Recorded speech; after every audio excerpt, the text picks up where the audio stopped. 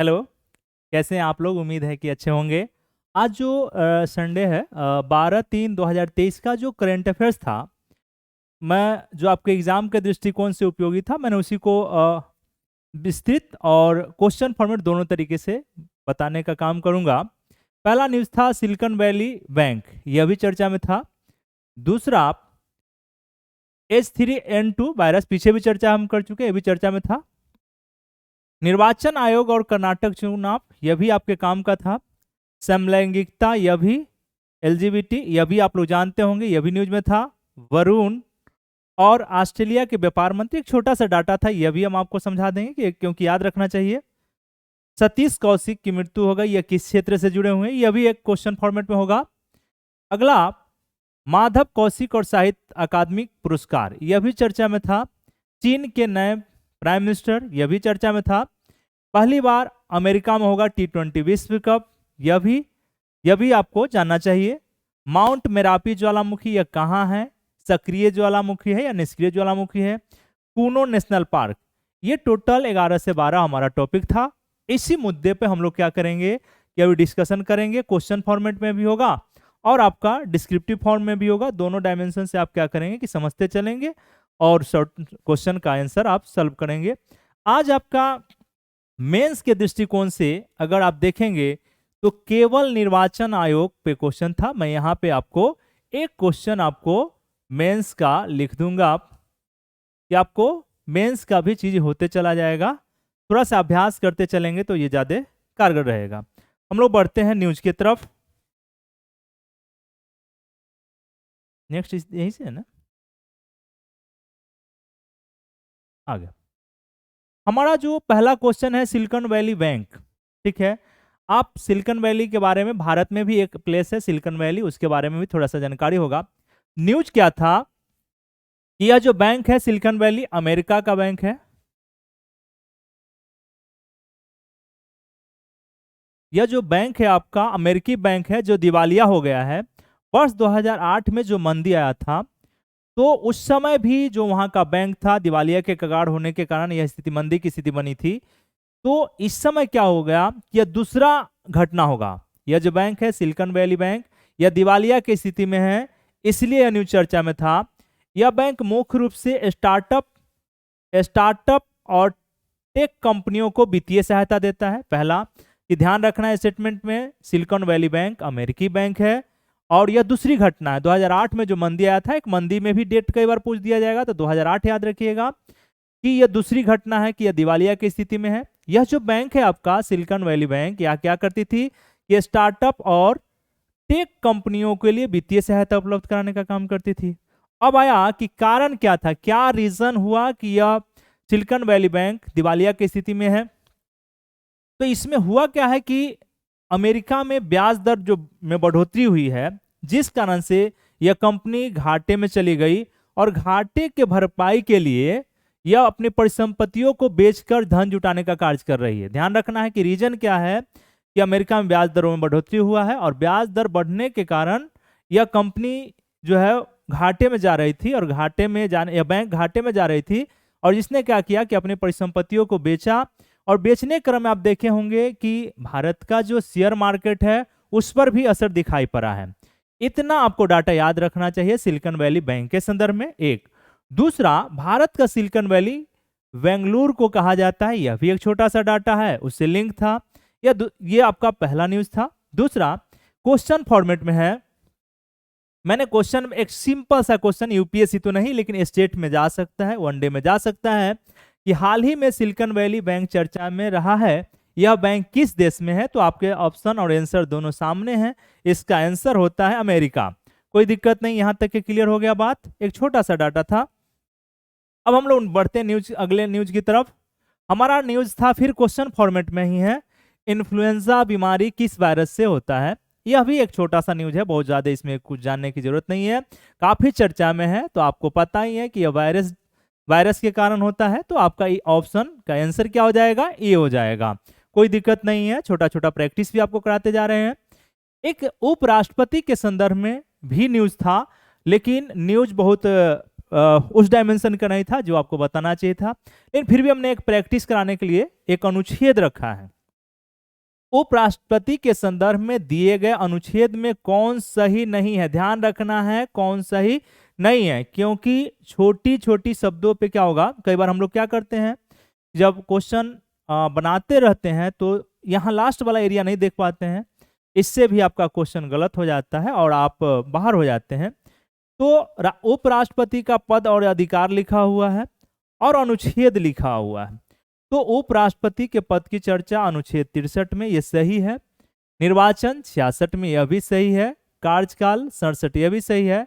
लेकिन शपथ जो है यह आपका सही नहीं है, यह सही नहीं है, तो आपको ये जो सही है ये इसमें गलत दिया है। उपराष्ट्रपति के लिए एक ट्रिक होता है, उसका निकास शनि, एक लिख लीजिएगा, उसका निकास शनि, ये उपराष्ट्रपति से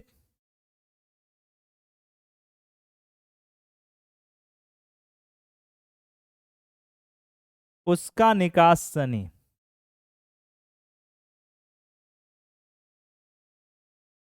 63, 64, 65, 66, 67, 68, शपथ 69 और 70, निर्वाचन।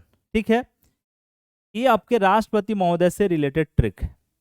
तो उपराष्ट्रपति, ठीक है, उपराष्ट्रपति, सभापति, कार्यकाल, निर्वाचन, निर्वाचन,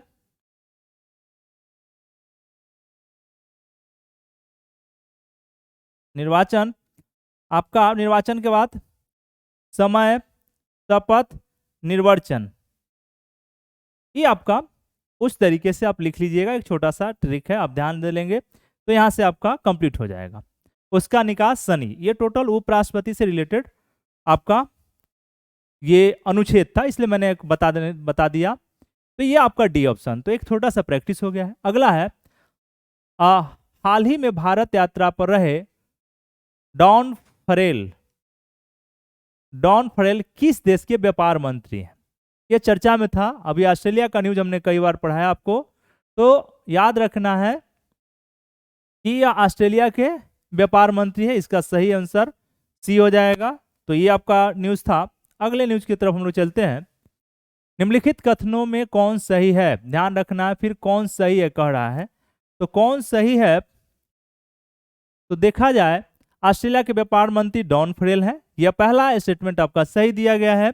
दूसरा, अमेरिका के वित्त मंत्री जेनेट एलेन है, जेनेट एलेन है, यह भी सही स्टेटमेंट दिया हुआ है, तो याद रखना है। तीसरा जो स्टेटमेंट है वरुण, आप वरुण को देखेंगे, भारत में बनाया गया एक ड्रोन है जिसे ऑस्ट्रेलिया को बेचा जाएगा, यह भी स्टेटमेंट क्या है? सही है। यहां तीनों स्टेटमेंट सही दिया गया है, तो सभी कथन सही है।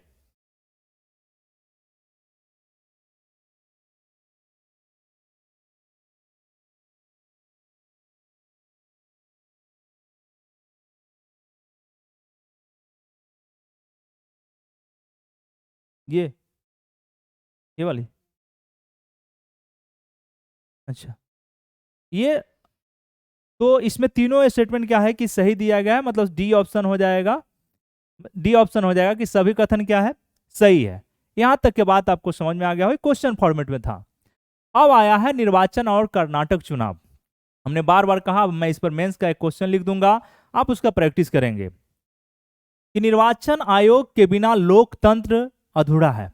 आप इस बात से एग्री होंगे, क्योंकि वो हमेशा चुनाव की प्रक्रिया में लगा रहता है और निष्पक्ष और स्वतंत्र चुनाव कराने के लिए प्रयासरत है, जिससे कि लोकतंत्र हमेशा जीवंत बना रहे। क्योंकि आप जानते होंगे कि लोकतंत्र में कई सारे कमियां होने के बावजूद इससे बेहतर शासन प्रणाली दुनिया के किसी भी छोर में दिखाई नहीं पड़ेगा। तो आपको लोकतंत्र एक ऐसा शासन प्रणाली, लोकतांत्रिक शासन प्रणाली है जो सबको पूरा मैदान दिया गया है कि आप जिस तरीके से चाहेंगे एक संवैधानिक दायरे में, कानूनी दायरे में आप आगे बढ़ सकते हैं। तो इस बार इस न्यूज का क्या महत्व है कि निर्वाचन आयोग हमेशा सुधार की प्रक्रिया खोज रहा है। इसमें क्या हुआ है कि जो कर्नाटक में चुनाव होगा, तो यह न्यूज बता रहा है कि 80 साल या उससे ऊपर के जो भी लोग होंगे वो वोट फॉर होम, मतलब घर में ही मतदान करेंगे, उनके पास व्यवस्था जाएगी और जिस पार्टी को देना है, जिस प्रत्याशी को देना है, वो वोटिंग कर सकते हैं। बहुत बड़ी सुधार की बात है, पहला। दूसरा, उन्होंने क्या किया है, एक देखेंगे सक्षम। सक्षम यह क्या है कि मोबाइल एप्लीकेशन है, इसे निर्वाचन आयोग द्वारा शुरू किया गया सक्षम नाम का मोबाइल एप्लीकेशन। इसमें क्या है कि सक्षम के माध्यम से जो दिव्यांग लोग हैं, और यह दिव्यांग लोग मतदान करने के लिए सुविधा का चयन कर सकते हैं। पूछे आपसे कि सक्षम क्या है सुधार के लिए, तो बताना है कि सक्षम यह निर्वाचन आयोग का मोबाइल एप्लीकेशन है, और इस एप्लीकेशन के माध्यम से कोई दिव्यांग व्यक्ति क्या करेगा कि वह जिस जगह पे मतदान करना चाहता है उसके जानकारी दे सकता है निर्वाचन आयोग के पास, और वहां से उसको यह सुविधा प्रोवाइड करा दिया जाएगा। तो यह भी न्यूज था, निर्वाचन आयोग वोट फॉर होम, एक इसको याद रखिएगा। दूसरा, सक्षम को ध्यान रखने की जरूरत है। आगे बढ़ते हैं, निर्वाचन आयोग से रिलेटेड ही न्यूज था हमारा कि सुविधा, यह देखिए एक वर्ड आया फिर, सुविधा। सुविधा जो है यह भी मोबाइल एप्लीकेशन है। इस मोबाइल एप्लीकेशन इसलिए डेवलप किया गया है कि कोई भी उम्मीदवार अपने नामांकन और शपथ पत्र दाखिल करने के लिए ऑनलाइन पोर्टल का प्रयोग कर सकता है। यह भी मोबाइल एप्लीकेशन जो पोर्टल है, इसका अगर आप मान लिया जाए कि चुनाव लड़ना चाहते हैं, तो सुविधा जो मोबाइल एप्लीकेशन है, पोर्टल है, ऑनलाइन पोर्टल है, यहां जाकर नामांकन और शपथ पत्र दाखिल कर सकते हैं, कोई दिक्कत नहीं होगा यहां तक। और आगे उन्होंने क्या बताया कि अगर उम्मीदवारों को रैलियों की अनुमति लेना है तो सुविधा से आप क्या करिएगा का उपयोग कर सकते हैं। इस पोर्टल का अगर रैली करना चाहते हैं आप लोग, तो सुविधा नामक जो निर्वाचन आयोग का पोर्टल है उस पर जाके आप क्या कर सकते हैं कि उसकी अनुमति ले सकते हैं। यह भी एक बहुत बड़ा न्यूज है निर्वाचन आयोग के दृष्टिकोण से। अगला, निर्वाचन आयोग ने मतदाताओं के लाभ के लिए उम्मीदवार को जानो नामक अभियान शुरू किया है। बहुत बड़ा डाटा था इसमें। अब मेंस का जो क्वेश्चन है हम आपको लिख दे रहे हैं यहां पे, मेंस का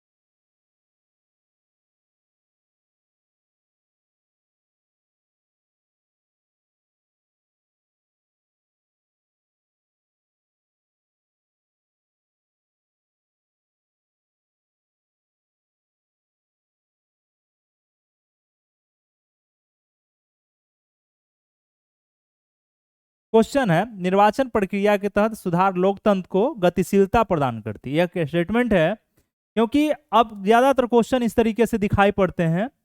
इस कथन को ध्यान में रखकर निष्पक्ष और स्वतंत्र चुनाव में सुधार को समझाएं। सुधार के लिए स्वतंत्र और निष्पक्ष चुनाव कराने के लिए सुधार कैसे किया जाए, क्यों किया जाए, क्यों आवश्यक है, इस पर आप अपना क्वेश्चन को लिखने का काम करेंगे, या आपको 15 मार्क्स मान के चलिए 15 मार्क्स का आपको लिखना है, इतना आपको करते रहना चाहिए एक मेंस का। दूसरा हमने एक ऑब्जेक्टिव टाइप क्वेश्चन समझाया कि सक्षम और सुविधा क्या है। तो अभी जस्ट हम लोग चर्चा किए हैं सक्षम और सुविधा क्या है, तो इसका आंसर शिक्षा, यह ऑप्शन है शिक्षा मंत्रालय की वेबसाइट है, गलत हो गया। दूसरा गृह मंत्रालय द्वारा जारी पोर्टल है, यह भी गलत हो गया।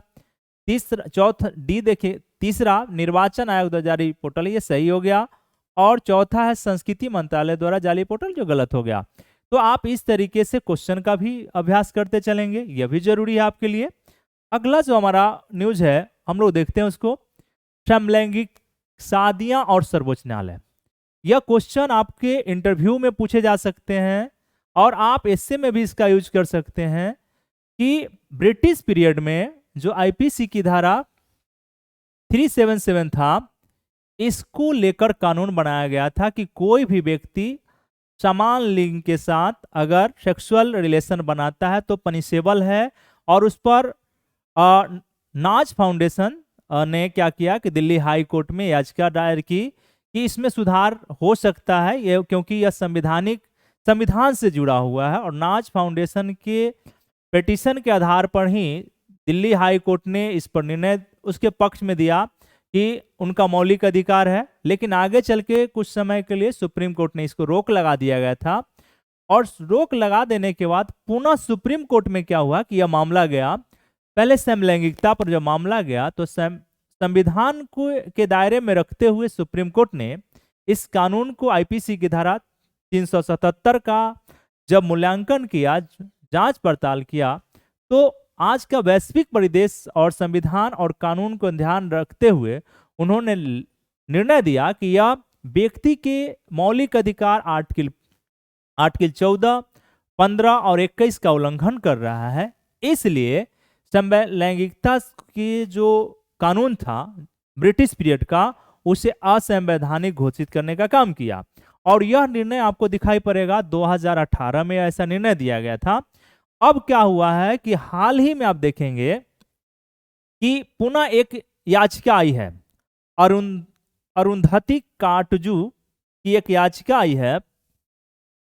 इस याचिका में मांग किया गया है कि भारत के लोगों को भी इस याचिका में क्या हुआ, इस याचिका में मांग किया गया है कि भारत के लोग एलजीबीटी जो है उन्हें समलैंगिक शादी का अधिकार मिलना चाहिए, क्योंकि उनका कॉन्स्टिट्यूशनल नेचुरल राइट्स है, वो कैसे जीना चाहते हैं। क्योंकि समलैंगिक शादी का जो चर्चा है, आप देखेंगे कि 2001 में दुनिया का एक देश है नीदरलैंड, इसने क्या किया था कि समलैंगिक शादी को कानूनी मान्यता देने वाला दुनिया का पहला देश था नीदरलैंड। अब भारत में भी यह मांग हो रहा है। आप देखेंगे कि अगर होता क्या है कि सुप्रीम कोर्ट ने कहा कि अपने जजमेंट में कि 2018 में फैसला सुनाते हुए कि वयस्कों के बीच आपसी सहमति से निजी स्थान पर विपरीत लिंग के लोगों के बीच यौन संबंध अपराध श्रेणी से बाहर है, इन्होंने 2018 में कहा। तो अब यह मांग हो रहा है कि जो विपरीत लिंग के लोग हैं, जैसे मान लीजिए कोई लड़का है तो लड़का से शादी कर लेगा, कोई लड़की है तो खुद लड़की से शादी कर लेगी। तो ये जो मांग हो रहा है, इस प्रकार की व्यवस्था नीदरलैंड में देखा गया है। और सुप्रीम कोर्ट ने कहा है कि समाज को प्रोग्रेसिव दायरे में सोचना चाहिए, क्योंकि उनको भी जीने का अधिकार है कि वो किसके साथ जीना चाहते हैं, जीना चाहती है। इसलिए यह जनहित याचिका इसमें दायर किया गया है। और इसके संवैधानिक पीठ जो होते हैं, 5 सदस्यीय पीठ होंगे, वह निर्णय करेंगे कि किस प्रकार का संविधान को ध्यान में रखते हुए, समाज को ध्यान में रखते हुए और वैश्विक कानून को ध्यान में रखने के साथ साथ सभी पहलुओं को जांच पड़ताल करने के बाद या फिर पुनः सुप्रीम कोर्ट के पाले में है, निर्णय के पाले में है, सुप्रीम कोर्ट इस प्रकार से निर्णय देती है या नहीं। अगर निर्णय दे देती है तो भारत में भी समलैंगिकता यानी समान लिंग वाले लोग आपस में शादी विवाह कर सकते हैं। तो यह जो टॉपिक है कि आपको सोसाइटी, भारत का सोसाइटी है, भारतीय समाज और संस्कृति में इस प्रकार के चीजें, इस प्रकार की जो व्यवस्था है उसे स्वीकार नहीं किया। भारतीय समाज ने एक अलग तरीके का सोच है, हमारा धर्म है, हमारा समाज है, एक सिस्टम में बंधा हुआ है। लेकिन सुप्रीम कोर्ट ने संविधान को देखते हुए, कानून को देखते हुए व्यक्ति के गरिमापूर्ण जीवन जीने का जो अधिकार दिया गया है उसको देखते हुए इस पर आईपीसी की धारा 377 पे निर्णय दिया कि यह कानून पहले से क्या है कि किसी व्यक्ति का मौलिक अधिकार का उल्लंघन कर रहा है। तो अब देखते हैं कि सुप्रीम कोर्ट का निर्णय क्या आता है, और मेरा यही आग्रह रहेगा कि इस प्रकार के जो चीजें हो रहा है, निर्णय अगर आ रहा है तो आने दिया जाए। हमें थोड़ा सा इस पर, क्योंकि धीरे धीरे भारत अपने मेंटल लेवल को बदल रहा है, और जिसकी जो स्वतंत्रता है, बस उस स्वतंत्रता का ध्यान रखना है कि दूसरे की स्वतंत्रता प्रभावित ना हो। तो ये आपका टॉपिक था समलैंगिक शादी और सर्वोच्च न्यायालय।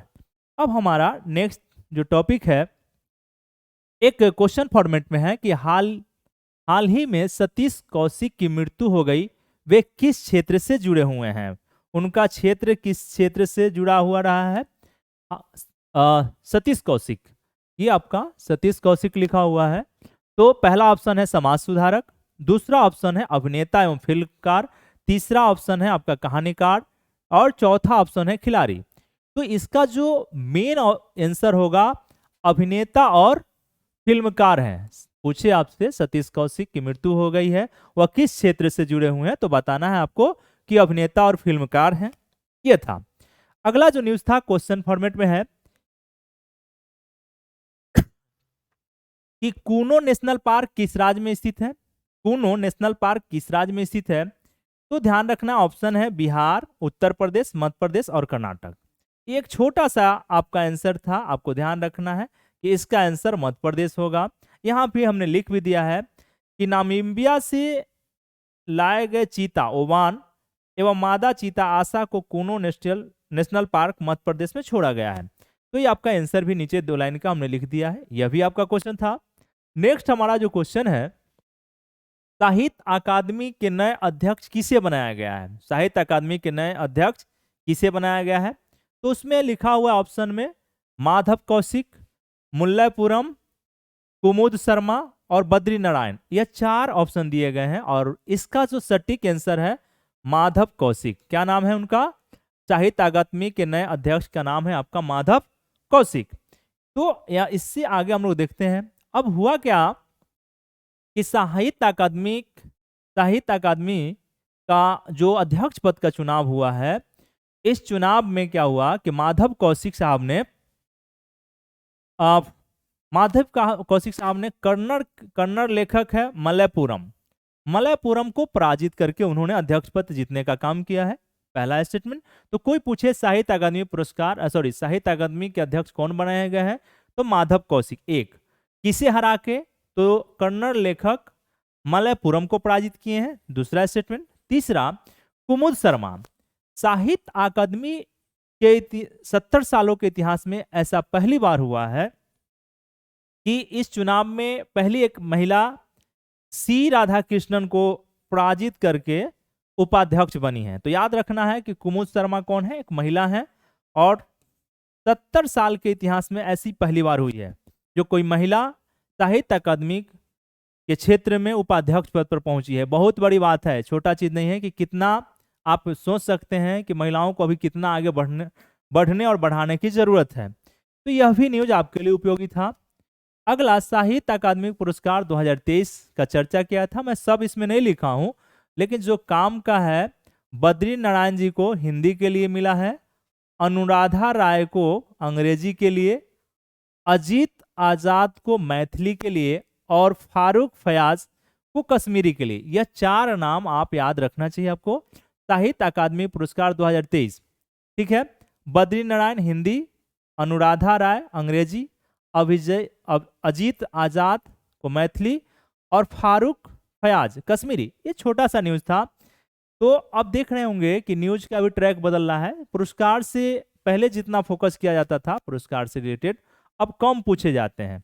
अब आपको सरकार की जो प्रोग्राम पॉलिसी है, जो आर्थिक न्यूज होता है, उस पर सरकार का ज्यादा से ज्यादा फोकस होता है, जिससे क्या है कि बच्चों को यह जानकारी है या नहीं है, तो ये सब भी साथ में देखते चलना है। नियुक्ति पुरस्कार से कई बार क्वेश्चन पूछे ही जाते हैं। हमारा नेक्स्ट जो है, ये भी क्वेश्चन फॉर्मेट में हमने बनाया इसको। चीन के नए प्रधानमंत्री किसे बनाया गया है? इसमें आपका 4 ऑप्शन है, चाउ एन लाई द्वितीय, ली केकियांग, बी, सी में है ली कियांग और डी में है सी जिनपिंग। ये आपको ऑप्शन सेट है, तो आपको ध्यान रखना है कि इसका जो आंसर होगा सी होगा। क्या होगा? ली कियांग। गौर से देखिएगा, जल्दी आप लोग करते हैं यही छोटी छोटी गलतियां हो जाएगी और फिर क्या होगा कि हम लोग अफसोस करते रहते हैं कि क्या करके आ गए। तो अभी ये जो है ली कियांग, जो आपके तीसरी बार जो चुनाव जीते हैं वहां के जो राष्ट्रपति है सी जिनपिंग, उनके बहुत करीबी हैं, विश्वसनीय हैं, इसलिए इन्हें नए प्रधान मिनिस्टर बनाया गया है। ठीक है, ली कियांग का नाम देख लीजिए, ली के कियांग भी लिखा हुआ, अभी मतलब इससे पहले ली के कियांग थे, लेकिन नया कोई पूछे तो ली कियांग पे आपको नजर जाना चाहिए। ठीक है, ये ध्यान रखने की जरूरत है। दूसरा हम लोग का जो न्यूज था क्रिकेट समाचार। क्रिकेट से रिलेटेड दो लाइन आपको याद रखना है कि 2024 में क्या होगा कि 2024 में वेस्ट इंडीज और अमेरिका में T20 विश्व कप होगा। पहला लाइन था कि 2024 में वेस्ट इंडीज और अमेरिका में T20 विश्व कप होगा, तो ये आपको ध्यान रखना है।